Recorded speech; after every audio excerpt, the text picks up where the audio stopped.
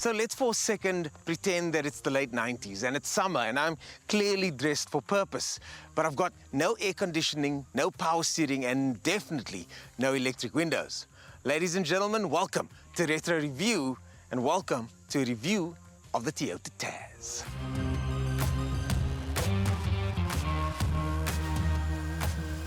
At one stage, the Tazz was the cheapest car that you can buy in South Africa. And thankfully, times have moved forward because today, if you bought the most cost-effective car, you'd at least get a button where the window winder is. But back then, the market was a lot more closed up and competition was fierce between this and the City Golf, a car that was also quite a sparse example of a car.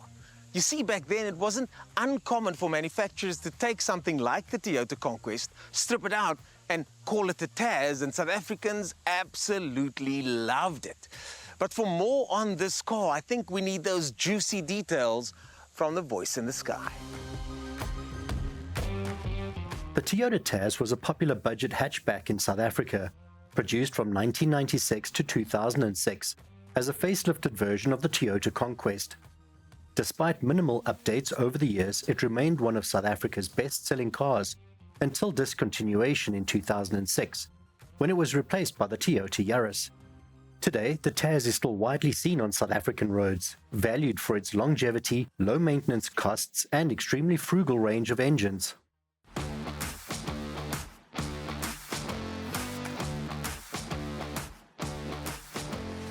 The Tazz has had incredibly broad appeal. From the first time, the aunties and uncles that bought them, in fact, my aunt had one too. And then later on, kids got their hands on their parents' version and slammed them to the ground and stanced them out.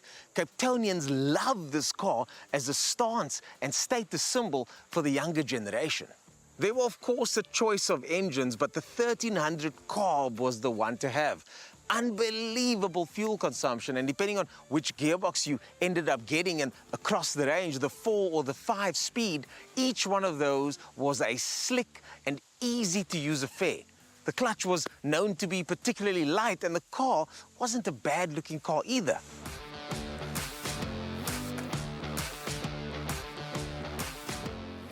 Let's start with what's not right on this car yet, and that is that the steering wheel over here still needs to be recovered.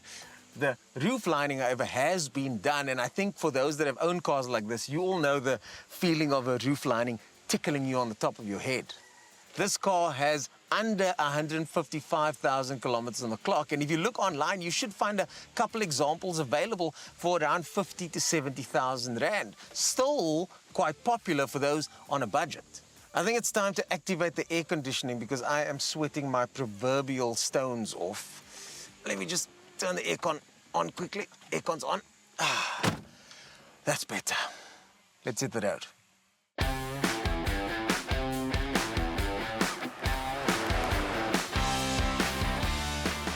The thing about this car, even though it only has 55 kilowatts, it wasn't a slow car.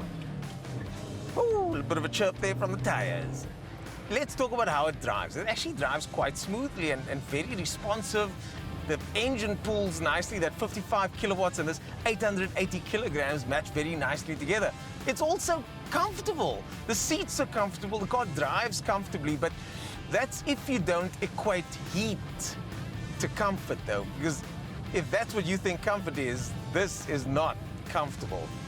The fan's only going to blow the smell of the manure on this tractor onto me, so that is actual manure on the back of this tractor. Of course, this one didn't come with the rev counter. There is a space for the rev counter, but instead you get the fuel gauge and the heat gauge.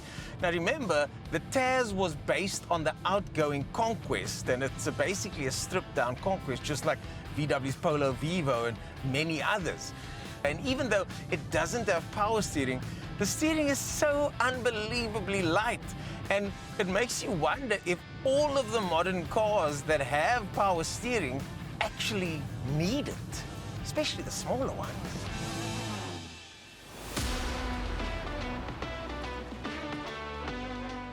These slick gears, and this one over here is the 5-speed model.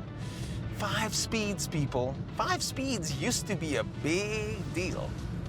Interestingly, the brakes are assisted, so you do get some boosted pressure on that pedal. And I also remember that these pedals were perfectly placed for heel and towing, if you can believe it. So when you're coming up to a corner at about 60 kilometers an hour and you want to change down to second gear, you could just slam on the brakes and then whoom, blip down on the throttle like that.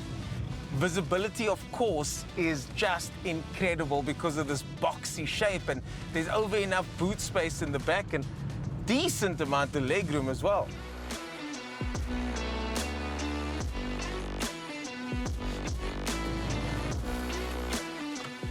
Whew. I need a break. But before I drive again, that reserve tank light, when it came on, you could still go for another, what felt like 200-300 kilometers. It doesn't have ABS, as I clearly demonstrated now. Oh, it doesn't have a reverse camera either. Oh, and sorry, Mike, but there's no traction control either.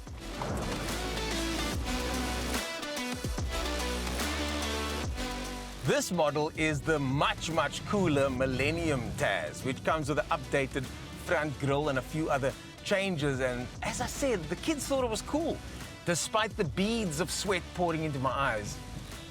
This is still a fun car to drive.